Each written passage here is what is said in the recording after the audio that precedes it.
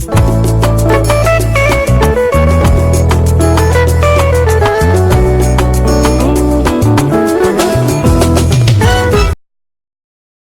Jésus-Christ qui nous fait la grâce de m'adresser ce matin à vous par cette exhortation. Aujourd'hui, le thème que nous allons voir est un thème très important. C'est vrai que tous les thèmes sont importants, mais à chaque fois je suis obligé de dire le thème très important. Parce que quand tu reçois la parole de Dieu, quelle que soit cette parole que tu reçois, elle est importante pour ta vie. Aujourd'hui, nous allons voir un thème très important, comme je l'ai dit. Et le thème, c'est la vie du péché ou le coût élevé d'une vie médiocre. Je dis bien la vie du péché ou le coût élevé d'une vie médiocre. Nous allons appuyer notre exhortation par le livre de Romains, Romains chapitre 6, verset 13 à 16. Je lis la parole de Dieu.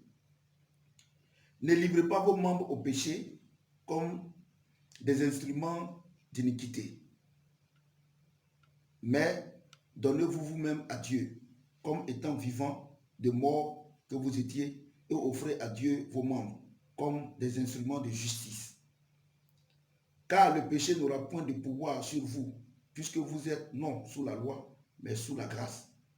Qui donc pécherons-nous parce que nous sommes non sous la loi, mais sous la grâce?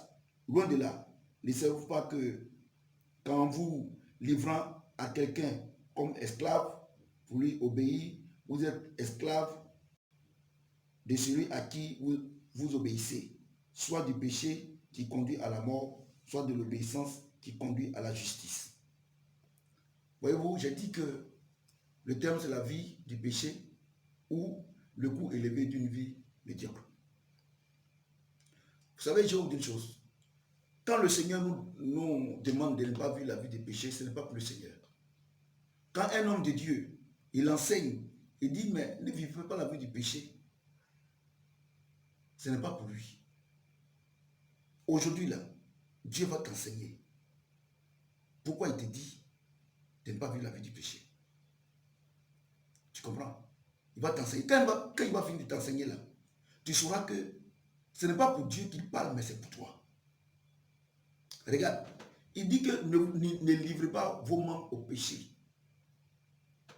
mais livrez vos membres à Dieu. Parce que quand tu livres tes membres au péché, tu deviens esclave du péché. Par moment, vous ne savez pas ce que c'est. Mais je vais vous donner des exemples. Il commande également la boisson. Et lui-même va prendre un peu. Au même va se rendre compte là. La fille a 6 Guinness. Lui, peut-être qu'il a une seule bouteille. Mais les 10 000 francs qu'il a prévus là, à cause de son orgueil là, quand il calcule là, il n'y a plus de 10 000. Ça ne suffit plus. Tu comprends? Or, en partant, il a mis 15 000 francs sur lui. Donc, le poulet et les boissons, il va lui rester peut-être 1500. Et puis, ils ont fini de manger. La fille doit partir. Tu comprends? Et lui, il avait prévu 10 000 francs pour inviter la fille avec la boisson et tout ce que vous pouvez imaginer. Et 5 000 francs, 2500 pour la fille et 2500 pour lui. Mais, à cause de son orgueil, il reste 1500. Or, la fille doit prendre un taxi pour partir. Ou bien, tu vas inviter une fille sans lui donner quelque chose. Donc, il reste 1500. Donc, les 1500, il ne peut pas donner 500 à la fille, ou même 1000 francs à la fille. Il est orgueilleux et puis il a bu. Ce n'est plus lui qui vit, c'est la boisson qui vit en lui. Il donne les 1500 francs à la fille et la fille s'en va. Or, en venant, lui, il a pris ou bien un taxi. Dieu merci s'ils sont dans nos quartiers. À supposer que tu as invité cette fille-là à la rue Princesse, à Yopougon. Et toi, tu habites à la CDC. Tu n'as plus l'argent. Tu ne veux plus aussi frauder le bus. Les voleurs aussi ne vont pas te prendre à crédit. Qu'est-ce que tu fais? Tu vas marcher de la rue Princesse de Yopougon jusqu'à la CDC. Tu vois? Donc, tu vois, non? Le péché, comme quand j'ai dit, la vie du péché ou le coût élevé d'une vie médiocre. Tu as passé cette nuit-là avec cette fille-là, avec un coût élevé. Quand il dit élevé, 15 000 francs, pour d'autres personnes, c'est beaucoup. Tu vois? Donc, c'est la vie élevée, mais en réalité, Tu marches pour aller chez toi à la maison. Une vie médiocre. Tu comprends ce que je dis? C'est-à-dire que tu voulais vivre. Tu as dépensé de manière, tu as dépensé chèrement. Et puis, à la fin, tu marches pour aller à la CDC. Tu vois? Donc, c'est pour ça que j'ai dit le coût élevé d'une vie médiocre. La vie du péché, c'est comme ça. Je prends encore un autre exemple. Tu prends un drogué. Vous connaissez, moi, je ne fume pas la drogue. Je n'ai jamais touché. J'ai béni Dieu. C'est pas parce que je suis mieux que les autres. Ce n'est pas parce que je suis mieux que ceux qui fument la drogue. Mais Dieu m'a fait la grâce, je n'ai jamais touché à la drogue. Vous comprenez? Et peut-être que tu as l'argent, entre guillemets. Tu fumes la drogue, et puis ce n'est pas n'importe quelle drogue. Les drogues fortes. Tu payes ça de manière chère. Quand tu as fini de prendre ça là, regarde l'état dans lequel la drogue te met. Par moment même, tu défectes sur toi. Par moment même, tu perds connaissance. Par moment même, quand tu dors là, ta salive coule. Mais regardez à combien tu as payé cette drogue-là. À un coût très élevé. Mais regarde la vie que cette drogue te donne. Une vie médiocre. Tu comprends ce que je dis? Donc quand le Seigneur nous dit de ne pas pécher là, ce n'est pas pour nous. Ce n'est pas pour lui, c'est pour nous, c'est pour toi. Vous comprenez? Quand Jésus dit, viens, pour que je t'arrange. Parce qu'il a dit, venez à moi, vous qui êtes fatigué et chargé, je vais vous donner du repos. Celui qui fume la drogue, il est chargé. Il est fatigué. Il dit, viens, je t'appelle, viens. Tu viens là. Tu n'as pas besoin de la drogue. Parce que pourquoi les gens fument la drogue? Parce qu'ils n'ont pas la paix. Ils cherchent un semblant de refuge. C'est-à-dire qu'il a l'argent. Il a couru les femmes. Quelle boisson n'est pas pris? Mais il cherche toujours la joie, la paix du cœur. La paix de l'âme. Donc, ceux qui fument ces drogues-là, ils se cachent derrière la drogue. Pensant que ça peut leur donner une joie ou bien une paix. Mais en réalité, regarde l'état dans lequel la drogue te met. Tu as vu? Tu as dépensé des millions pour te détruire toi-même. Pour que tu aies une vie médiocre. Regarde, quand ton sang réclame la drogue, parce que quand tu fumes la drogue, mais quand tu consommes la drogue là, à un moment donné, la drogue impacte ton sang. Tu comprends? Donc la drogue va modifier ton sang. Donc, à un moment donné, ton sang ne pourra plus circuler sans la drogue. Et c'est pour ça que quand vous prenez la drogue là, par moment, quand le temps arrive que vous prenez, vous êtes surexcité. Vous avez envie. Par moment même, il y a certaines personnes, leur salive court. Tant qu'ils n'ont pas pris leur dose là, ils ne sont pas en paix. Mais quand tu cours derrière cette drogue-là et que tu payes de manière chère, regarde, quand tu as fini de prendre, regarde l'état dans lequel la drogue te met. Tu as dépensé des millions pour avoir une vie de misère. Tu comprends ce que je dis? Parce qu'il faut qu'on vous explique ce que c'est que la vie du péché. Tu comprends? Je prends le cas d'un soulard. Aujourd'hui, je prends les exemples. Parce qu'avec les exemples, je pense que vous allez bien comprendre. Un soulard. Regardez. Il va au travail. Pendant 30 jours. Un travail dur. Peut-être la manutention. Même si ce n'est pas la manutention, mais le travail que tu fais, c'est un travail dur. Mais regarde, quand on te donne cet argent-là, tu t'en bois. Des casiers de bière, des casiers de Guinness, des casiers de vin. Mais quand tu as fini de boire, tu as payé cher, ton salaire est parti dedans. Mais regarde, tu dandines, tu tombes dans les caniveaux sales. Mais regardez le coût élevé de cette boisson. Regardez où tu entraînes. Une vie médiocre, une vie de médiocrité. C'est-à-dire que tu tombes dans le caniveau. Et c'est les gens, par moi, qui viennent te soulever du caniveau. Tu bois l'eau du caniveau qui est sale comme ça. C'est pour ça que j'ai dit le goût élevé d'une vie médiocre. Regardez la boisson, tu l'as bu. Cher. Par exemple, ou bien peut-être que c'est les liqueurs. Cher. Je ne vais pas faire de publicité ici. Des liqueurs chers que vous connaissez. Hein? Vous êtes dans les maquis. Ou bien vous êtes dans des restaurants IP, des boîtes de nuit. Quand vous avez fini de boire ces boissons, vous taguez la poitrine. Moi, je ne bois pas n'importe quoi. Mais regardez, tu peux demander cher. Ton salaire s'en va. Mais quand tu sors, tu dandines, tu tombes dans le caniveau. Par moment même, les voitures même viennent freiner sur toi. Par moment même, les voitures peuvent te cogner.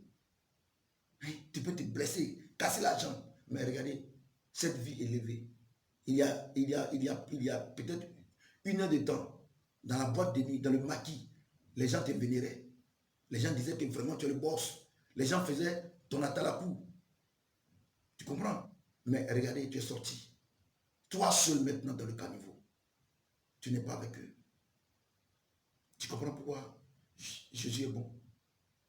Tu comprends pourquoi Jésus est bon? Est-ce que tu suis? Est-ce que tu me suis? Tu sais pourquoi? Donc, quand le Seigneur dit que ne commettez pas ces choses-là, ce n'est pas pour le Seigneur. C'est pour toi. C'est pour moi. C'est pour toi. C'est pour moi. Moi, j'ai pris la résolution d'écouter le Seigneur. Il n'est pas tard. Aujourd'hui est le premier jour du restant de ta vie. C'est-à-dire, tout le temps qui te reste, si tu restes 20 ans, 30 ans, aujourd'hui c'est le premier jour du restant de ta vie. Si tu donnes ta vie au Seigneur aujourd'hui, là, ces vies médiocres, là, tu vas plus vivre. Tu vas bénéficier du fruit de ton travail. Tu vas construire des maisons. Tu vas te marier. Tu auras des enfants. Tu comprends ce que je dis? Tu vois? Donc tu vois un peu le thème. Tu vois? Est-ce que tu me suis? Je prends encore un autre exemple. Les femmes qui font la dépigmentation. C'est-à-dire qui prennent des produits pour s'éclaircir. Regarde. N'oublions pas le thème, la vie du péché. Ou le coût élevé d'une vie médiocre. Regardez, la Bible déclare que Dieu a créé toutes choses bonnes. Dieu t'a créé noir, une femme noire, et tu es digne. Tu comprends ce que je dis? Et tu dis à Dieu. Parce que quand tu te dépigmentes là, tu dis à Dieu qu'il a fait une erreur. Que normalement, ce n'est pas comme ça que tu devrais venir. Parce que vous savez, j'ai autre chose. Toutes les femmes qui se dépigmentent insultent Dieu. Tous les hommes qui se dépigmentent insultent Dieu. Tu dis à Dieu, ah, moi, la peau que tu m'as donnée là, je n'aime pas. Oh, la Bible déclare que Dieu a créé toutes choses bonnes. Tu es un instrument dans la main de Dieu. Dieu t'a créé à son image. Dieu pouvait te créer comme un animal, ou bien comme un arbre, ou bien comme un caillou. Mais il n'a pas fait. Dieu t'a fait à son image. Il t'a donné une peau comme la mienne, jolie, propre. Tu dis à Dieu que tu ne veux pas, que tu vas changer ta peau. Et tu prends des produits éclaircissants. Tu comprends ce que je dis? Et regardez combien cela te coûte. Par moment même, tu as faim, tu n'arrives pas à bien manger. Mais comme tu t'es engagé dans ce processus de pigmentation, tu es obligé de suivre la cadence. C'est-à-dire que tu es obligé de suivre le rythme de la dépigmentation. Donc, tu payes des produits. Et quand tu as payé ce produit-là, peut-être tu as payé un produit à 5 000. Et tu vas voir que ta peau commence à se gâter. Et tous les jours, comme dans la vie du péché, il y a toujours des conseillers. L'autre va venir, ma chérie, mais le produit là n'est pas bon. Il y a un produit que je connais là. Non, c'est mieux que ça là. Si tu prends ça là, non, ta peau là, non. Ça sera clean. Ça sera propre. Et tu vas payer un autre produit encore plus cher. Et tu mets. Et comme ce que Dieu a fait, l'homme ne peut pas changer. Tu continues de dépenser. Tu continues de dépenser. Au point où maintenant, un jour, tu vas voir que tu n'as plus l'argent. Tu comprends? Et tu as dépensé beaucoup d'argent pour devenir clair, pour devenir ce que tu n'es pas. Et puis, tu n'as plus l'argent. Maintenant, ta peau va vouloir revenir comme avant. Comme tu n'as plus l'argent. Et comme tu as tué les éléments nutritifs de ta peau, la peau noire, il y a des éléments qui sont détruits dans cette peau-là. Puisque tu n'as plus l'argent, pour continuer cette folie meurtrière, quand la peau va revenir là, tu vas voir maintenant que ta peau ne sera plus comme avant. Il aura des parties claires, il aura des parties noires. Et généralement, vous allez voir que ces gens de femmes-là, au niveau de leurs pieds, au niveau de leurs chevilles, c'est totalement noir. Et à partir de la cheville jusqu'à, bon, je ne veux pas dire des choses ici, c'est apparemment clair. J'ai dit apparemment, puisque nous on ne voit pas, apparemment clair. Et maintenant, tu vas avoir le cancer de la peau. Regardez, tu as dépensé des millions pour être ce que tu n'es pas, pour devenir ce que tu n'es pas. Tu as dépensé. Et en éclaircissant ta peau, c'est un péché. C'est-à-dire que tu dis à Dieu que tu n'es pas d'accord avec lui. Tu dis que tu t'opposes à Dieu. Mais pour quelle vie? Pour une vie médiocre. Regarde aujourd'hui ta peau. Regarde ta peau. Quand tu te regardes, regardez l'odeur que ça donne. Aujourd'hui, tu ne peux plus sortir au soleil. Quand il fait chaud, tu ne peux plus. Parce que Dieu a mis dans notre peau des éléments nutritifs pour protéger la peau. Mais toi, tu l'as tué. Parce que tu es devenu blanche. Tu es devenu ce que tu n'es pas. Regardez la vie. Regardez la vie du péché. Regardez où ça t'a amené. C'est bien que j'ai dit. La vie du péché ou le coût élevé d'une vie médiocre. Toutes les vies du péché nous amènent à la médiocrité. Je vous dis la vérité. Quand Dieu nous demande de ne pas pécher, ce n'est pas pour Dieu, c'est pour nous-mêmes. Ça veut dire quoi? Ça veut dire que quand tu commences une vie de péché, la fin là, c'est la médiocrité, c'est la souffrance. Tu comprends? Et je voudrais vous dire quelque chose. Certaines personnes disent non, moi je prends le cas par exemple de quelqu'un qui se dépigmente. Non, pour moi là, ça ne sera pas comme pour elle. Mais je vais vous dire une chose. Les mêmes causes produisent toujours les mêmes effets. Ça, c'est la loi de la vie. Et c'est ce que la Bible dit. On ne se moque pas de Dieu. Ce qu'un homme sème, il récolte. Dieu ne fait exception de personne. Tu fumes la drogue. Tu dis non, moi, il y a m'en sortir. Tu ne vas pas t'en sortir. Tu comprends ce que j'ai dit? Tu comprends ce que j'ai dit? Tu comprends ce que j'ai dit? C'est pour ça que ce matin, Dieu t'interpelle. La vie que tu mènes, il ne faut pas t'imaginer que tu seras heureux. La vie du péché que tu mènes, il ne faut pas t'imaginer que tu seras heureux parce que tu ne seras jamais heureux. Parce que si tu es heureux, tu vas faire de Dieu un menteur. Oh, Dieu dit, Seigneur, au-dessus de sa parole pour l'accomplir. Le combat là, tu ne peux pas le gagner.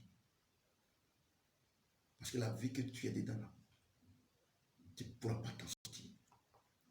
C'est pour là que tu vas répéter après moi. Tu vas faire cette prière avec moi. Seigneur Jésus, j'ai écouté ton serviteur. Je réalise que j'ai emprunté un chemin sans issue. Aujourd'hui, je comprends que la vie du péché que je mène, je pensais que moi, je pouvais m'en sortir. Mais en écoutant ton serviteur, inspiré de toi, je réalise que c'est un chemin sans issue. Je te demande pardon. Je me répands. Aide-moi, papa. Comme tu l'as dit, sans toi, nous ne pouvons rien faire. Aide-moi. Je te donne ma vie. Change ma vie. Parce que je veux être un homme heureux. Aujourd'hui, je prends l'engagement pour le temps qui me reste de te suivre et de te servir. Pour que moi aussi, je marque ma génération. Pour que moi aussi, je puisse aider quelqu'un. Pour que moi aussi, le soldat que j'étais, que moi aussi je puisse donner conseil aux gens. Pour que moi aussi, la peau Ma peau qui est gâtée. Seigneur, aide-moi. Je ne savais pas. Aide-moi à guérir cette peau. Parce que les médecins soignent. Mais la seule personne qui guérit, c'est toi. Aide-moi, papa. Aide-moi pour que moi aussi, je suis digne d'être ton enfant. Au nom de Jésus-Christ. Amen. Sur ce, que le Seigneur vous mette dans la bénédiction.